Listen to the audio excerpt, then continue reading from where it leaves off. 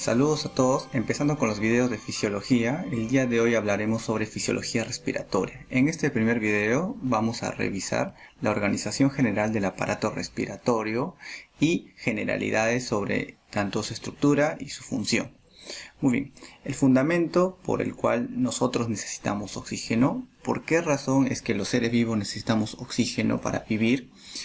Es debido a que en nuestras células, para nosotros obtener energía de diferentes sustancias químicas, por ejemplo la glucosa, que es el principal metabolito que utilizamos para obtener energía, esta glucosa en nuestras células ingresa al citoplasma y en el citoplasma es degradado mediante una vía llamada glicólisis a un metabolito conocido como piruvato. Este piruvato, que es un metabolito de 3 carbonos, en condiciones de oxígeno va a ingresar a un orgánulo conocido como mitocondria. Esta mitocondria, cuando el piruvato ingrese, la va a enviar a un ciclo que se conoce como el ciclo de Krebs. En este ciclo de Krebs, aparte de producir moléculas de CO2 que tenemos que eliminar, también va a producir unos mediadores bioquímicos conocidos como nucleótidos de tipo NADH y FADH. Estos nucleótidos tienen abundantes protones. Estos protones la va a utilizar la mitocondria mediante el uso de oxígeno para convertirlos en energía. Esta energía está en una moneda química o un metabolito conocido como adenosíntrifosfato o ATP. Cuando utilizamos oxígeno en la mitocondria podemos llegar a producir hasta 38 ATPs. Pero ¿qué pasaría si no tuviéramos oxígeno? Entonces nuestro cuerpo, nuestras células están obligadas a este piruvato, al no tener oxígeno, no poder usar la mitocondria, convertirlo en lactato o ácido láctico y producir energía pero en menor cantidad. Básicamente la producción neta es de 2 ATP. A esto se le conoce como metabolismo anaeróbico, debido a que no se está utilizando el oxígeno. ¿Qué es lo malo de producir energía mediante esta vía anaeróbica? Debido a que producimos menos energía y además estamos produciendo un metabolito que se conoce como lactato, el lactato es un ácido. Entonces, como ácido puede generar acidosis en el cuerpo y puede generar disfunción en algunos órganos. Por esa razón es que el cuerpo prefiere utilizar el oxígeno, ¿no? ¿Y cómo es que los seres vivos llegan a tener oxígeno en sus células? Entonces los organismos unicelulares, bueno, los que cuentan con mitocondrias, básicamente, por ejemplo los protozoarios, utilizan del oxígeno ambiental para ingresar a sus células. Organismos unicelulares utilizan ciertos sistemas de convección para que el oxígeno pueda atravesar mediante difusión sus membranas celulares y poder llegar a sus orgánulos, ¿no? En este caso la mitocondria, ¿no? Y mediante este mismo sistema de convección, que pueden ser cilios, por ejemplo en el caso de los paramecios, la mitocondria produce su energía en forma de ATP y luego elimina el CO2, ¿no? Así es como funciona un aparato respiratorio. Básicamente es hacer entrar el oxígeno y sacar el dióxido de carbono, ¿no? Los organismos pluricelulares complejos, como los humanos, para hacer entrar a sus células, debido a que las células están muy distantes al oxígeno y el CO2 y no están agrupadas de manera como un organismo unicelular, entonces necesitan un sistema de convección externa para poder hacer llegar el oxígeno. En este caso nosotros utilizamos nuestros pulmones. Los pulmones hacen que entre el oxígeno a través de la vía aérea, llega a los pulmones hacen que el oxígeno ingrese. El sistema circulatorio y la sangre llevan todo ese oxígeno y lo van a luego entregar a las células. Entonces se hace el proceso de difusión, llega a la célula el oxígeno, la célula hace su respiración celular y produce energía. A esto se le conoce como respiración interna y elimina el CO2. Este CO2 mediante el sistema circulatorio, que es un sistema de convección interna por el cual está circulando los gases. Este CO2 va a regresar otra vez al pulmón y va a ser eliminado. Ahí se conoce como respiración externa, a lo que nosotros conocemos como la respiración, el proceso respiratorio como tal. Muy bien, este es un sistema de organismos pluricelulares, ¿no? En el caso del ser humano, el aparato respiratorio como tal tiene varios componentes. El primer componente es la vía aérea. La vía aérea, como vamos a ver más adelante, básicamente es un conducto. Se encarga de transportar el oxígeno que está en el medio ambiente y poder llevarlo luego a el pulmón, a la última parte que vendría a ser el alveolo, para hacer el intercambio gaseoso. Entonces llega a los pulmones. Además de eso, para que pueda hacer el trabajo de entrar y salir de aire, necesitamos una caja torácica y el diafragma. Muy bien, también ese es el sistema de convección externa que habíamos hablado. También se necesita un sistema cardiovascular y la sangre como tal, con la hemoglobina, que es una proteína muy importante en el transporte de gases, como sistema de convección interna, de tal manera que se lleva los gases hacia los tejidos y ahí se hace la respiración celular eliminando los gases, ¿no? Además de eso, el aparato respiratorio necesita el sistema nervioso para que este sistema pueda estar regulado y se pueda hacer adecuadamente la respiración como tal. Entonces el oxígeno ingresa y el CO2 sale. A este proceso en el cual entra oxígeno y sale CO2 se le llama ventilación pulmonar, que es el principal proceso que hace nuestro aparato respiratorio, ¿no? Aparte de eso, el oxígeno ingresa a los pulmones, y en los alvéolos, vamos a ver más adelante, se va a hacer el intercambio gaseoso. Mediante difusión, llegan a unos capilares alveolares, entra el oxígeno y sale el CO2, y el oxígeno entra mediante difusión, que es el segundo proceso, intercambio de gases o difusión, y va a entrar a la circulación. Entonces, acá en la circulación se va a unir el oxígeno a ciertas proteínas, que vamos a hablar más adelante. El corazón va a bombear la sangre y lo va a llevar a los tejidos. Esa es la tercera parte, la circulación sanguínea y el transporte de los gases. Estos gases van a llegar a los tejidos mediante difusión. Se va a hacer la respiración celular, lo que antes conocíamos como respiración interna. Se va a eliminar CO2 y este CO2 va a ser transportado mediante proteínas o bicarbonato, que vamos a detallar más adelante, y luego el corazón derecho lo va a devolver al aparato respiratorio para que pueda ser eliminado. Y el quinto elemento es la regulación de la respiración, que está básicamente a cargo del sistema nervioso, ¿no? Muy bien, vamos a hablar de la vía aérea como tal. La vía aérea, como dije, es un conducto. Principalmente está formado por las narinas, la nariz, y las fosas nasales, que es esta cavidad que se encuentra en la cabeza en forma cúbica, que se comunica mediante una estructura conocida como coanas con la faringe. La faringe tiene tres zonas. La faringe más alta se llama nasofaringe o rinofaringe. Luego va a continuar a la orofaringe y luego va a llegar a la laringofaringe. La laringofaringe se va a comunicar con un órgano que se llama laringe. La laringe es un órgano muy importante, ya que tiene unas estructuras que se llaman cuerdas vocales, que se encargan de la fonación, de la producción de sonidos cuando nosotros hablamos. Acá en la laringe se encuentra un elemento que se llama la glotis. La glotis es un espacio entre las dos cuerdas vocales, que es como una puerta o una compuerta. Esta glotis es muy importante en la clínica porque me separa, es el límite anatómico que separa la vía aérea en vía aérea superior y la vía aérea inferior. O sea, todo lo que esté inferior a la glotis se conoce como vía aérea inferior.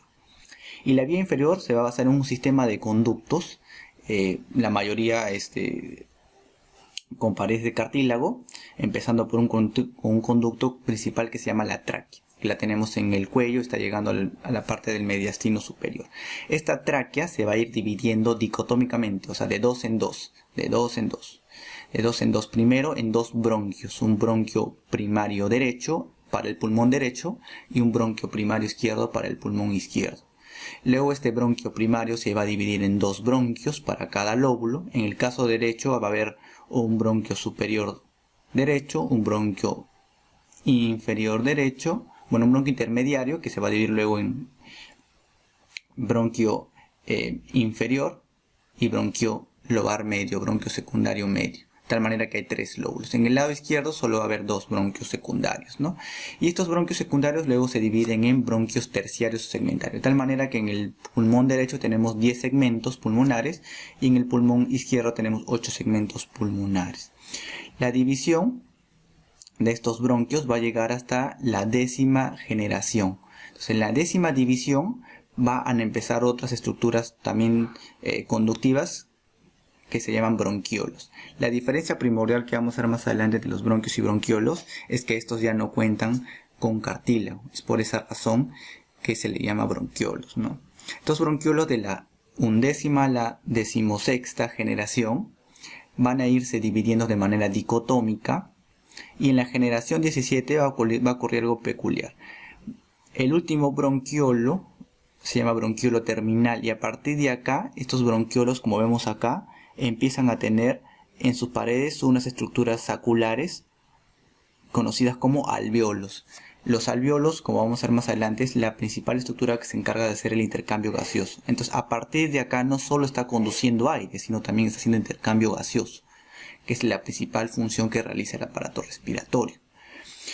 Luego de esto, de la generación número 19, a partir de la generación 20, empiezan a aparecer conductos alveolares, que son ya se comunica con sacos alveolares, y estos sacos tienen alveolos, ¿no? Estos alveolos. Entonces, principalmente acá, más que conductiva, es respiratorio. Es por esa razón que desde la vía aérea superior y la vía aérea inferior hasta la generación 16 se le llama la zona conductiva como tal, porque solo hace conducción, hace conducción. Y a esta zona también se le conoce como el espacio muerto anatómico. Le llaman espacio muerto ya que no está haciendo su función, o sea, no está haciendo intercambio gaseoso. Y en el humano normal, en los libros, tiene un volumen de 150 mililitros. A partir de acá en adelante se le llama la zona respiratoria, debido a que ya está haciendo intercambio gaseoso, ya que tiene sus paredes alveolos. En algunos libros de la zona 17 a la 19 de la división o generación se le llama zona de transición, debido a que solo hay una pequeña cantidad de alveolos y está haciendo la doble función, tanto de conducción como de respiración. Habiendo entendido la vía aérea, vamos a revisar la histología y las diferencias entre los bronquios y los bronquiolos. Como vemos acá en el árbol bronquial, una de las ramificaciones, tenemos a los bronquios y a los bronquiolos. Vamos a distinguir ciertas macroestructuras en los bronquiolos. Primero, conocer que el lobulillo pulmonar primario, que es la estructura digamos más pequeña, que agrupa varios sacos alveolares que están distales a un bronquiolo respiratorio, el lobulillo primario. El acino pulmonar es aquella estructura distal a un bronquiolo terminal. Este bronquiolo terminal, sus alveolos, los demás bronquiolos respiratorios distales a este bronquiolo terminal se conoce como acino pulmonar, que es la unidad estructural y funcional del sistema respiratorio como tal, del aparato respiratorio, perdón.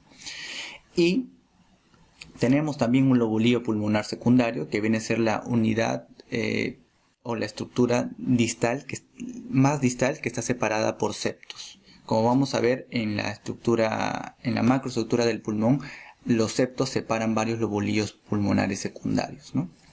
Muy bien, vamos a ver la diferencia entre bronquios y bronquiolos. Principalmente los bronquiolos se diferencian de los bronquios porque no cuentan con cartílago. Como vemos acá, ya no tienen cartílagos.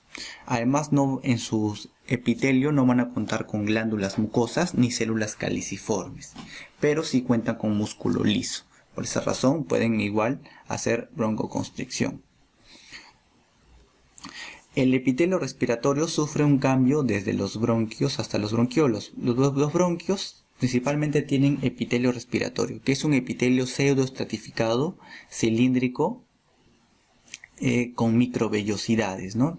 Acá en este epitelio respiratorio podemos distinguir principalmente 4 tipos de células. Unas células que se llaman células ciliadas, que son estas células que encontramos acá, que tienen cilios, que se encarga de barrer un moco que se va a ir secretando, y unas células basales que se encargan de reponer estas células cuando se mueren, cuando descaman, se encarga de reponerlas, ¿no? Y siempre están en constante recambio celular. Además tenemos en el epitelio respiratorio células caliciformes. Estas células caliciformes en forma de vaso o de copa se encargan de producir secreción o seromucosa o mucosa según la altura del algo bronquial, y se encarga pues de producir este moco, ¿no? Este moco se va a distribuir en una parte muy acuosa que se conoce como la fase de Sol, que se encuentra acá entre los cilios, y arriba una parte de gel, que es un poco más mucosa, más viscosa, y que se encarga de atrapar el polvo y los microorganismos para que puedan ser barridos por el aparato mucociliar, ¿no? Muy bien, además tenemos otra célula que forma parte del sistema neuroendocrino, las células del sistema APUT en inglés, una célula conocida que se llama la célula de Kulczycki, que almacena unos gránulos que almacenan acetilcolina, serotonina, entre otros mediadores químicos que vamos a ver que son importantes para la regulación del diámetro de las secreciones en los bronquios. Los bronquiolos tienen un epitelio no respiratorio como tal, ya que no tienen células caliciformes, y va de un epitelio cilíndrico simple a un epitelio cúbico simple hasta que llega a un epitelio simple plano en los ductos alveolares y en los alvéolos, como vamos a ver más adelante.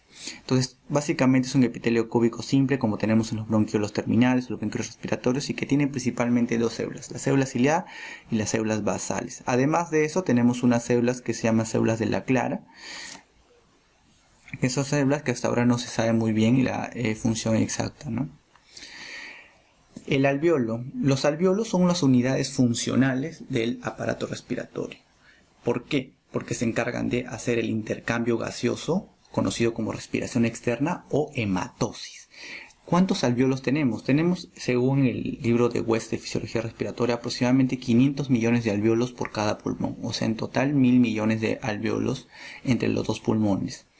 Estos alvéolos hacen una superficie de 50 a 100 metros cuadrados entre todos. Tienen una forma, si bien es cierto en los libros lo representan de una manera esférica, tiene una forma poliédrica. Y más o menos cada alvéolo tiene un tamaño de 0.3 milímetros o lo que equivale a 250 micras, ¿no? La unidad alvéolo capilar, como vamos a ver, la mayor parte, bueno, en realidad casi todos los alvéolos tienen que estar adosados a un capilar debido a que van a hacer el intercambio gaseoso.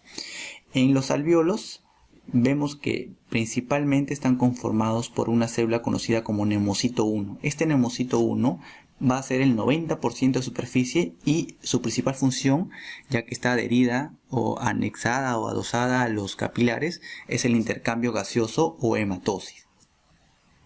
Distinguimos también otra célula que se llama neumocito tipo 2, que es muy importante debido a que produce una sustancia química llamada surfactante pulmonar. Este surfactante pulmonar es un tensoactivo. Como vamos a ver más adelante, este tensoactivo evita que cuando expiramos o cuando botamos aire, el alvéolo no colapse.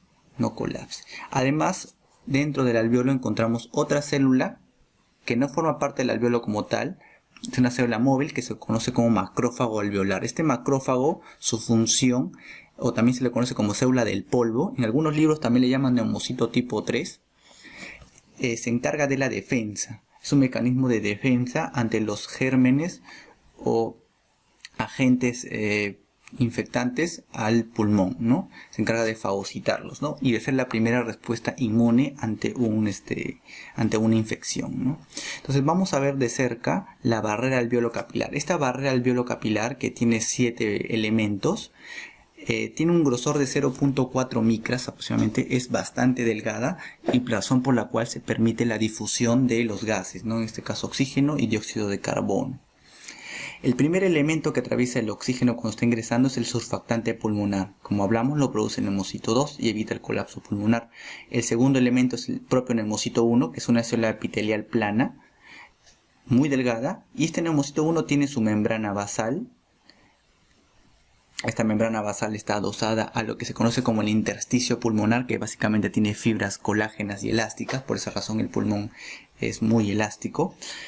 Luego continúa con la membrana basal, pero no de neumocito 1, sino de la célula endotelial o del endotelio del capilar que está llevando glóbulos rojos para que pueda ingresar el oxígeno y pueda recoger el dióxido de carbono, ¿no?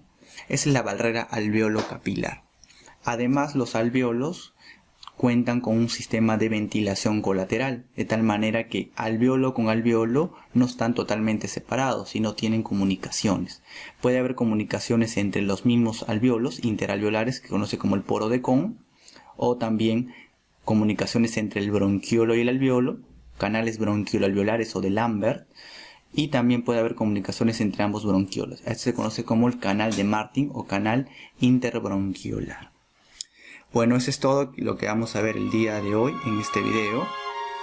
Les recomiendo que sigan a la página de Facebook de Socibas para que vean publicación de más videos como este, y el canal de YouTube donde estaremos publicando periódicamente videos. Gracias por su atención.